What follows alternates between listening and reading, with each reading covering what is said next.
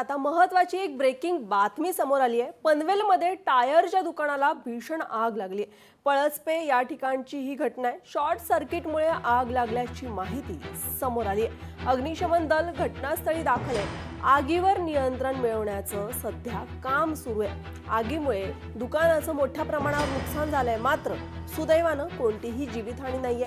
आगीमध्ये आजूबाजूची दुकानं देखील जळून खाक झाली आहे। पनवेलमध्ये टायरच्या दुकानाला भीषण आग लागली आहे। शॉर्ट सर्किटमुळे ही आग लागल्याची माहिती सध्या समोर येते। अग्निशमन दल घटनास्थळी दाखल झालं आहे आणि आगीवर नियंत्रण मिळवण्याचं काम सध्या त्या ठिकाणी सुरू आहे। या आगीमुळे आजूबाजूला असलेल्या दुकानांचं देखील मोठ्या प्रमाणावरती नुकसान झाल्याची माहिती सध्या समोर येते। नवी मुंबईमधील पनवेलमध्ये टायरच्या दुकानाला भीषण आग लागलेली आहे।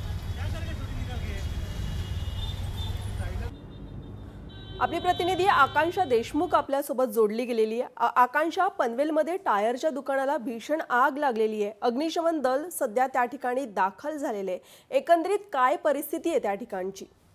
नक्कीच पनवेल येथील पळसपे या ठिकाणी जे टायरचं दुकान आहे त्या ठिकाणी ही भीषण आग लागल्याचं पाहायला मिळत आहे। दुपारी 2 वाजताची ही आग लागली आहे आणि ही आग इतकी भयानक आहे की आजूबाजूच्या दुकानात देखील ही आग पसरलेली आपल्याला पाहायला मिळत आहे। अग्निशमन दलाचे जे पथक आहे ते घटनास्थळी दाखल झाले असून ते आगीवर नियंत्रण मिळवण्याचे काम सध्या सुरू झालेले आहे। मात्र आग इतकी भयानक आहे की ती आजूबाजूच्या परिसरामध्ये देखील पसरत चाललेली आपल्याला पाहायला मिळत आहे। आकांक्षा, धन्यवाद तुम्ही दिलेल्या महत्त्वाच्या माहितीबद्दल।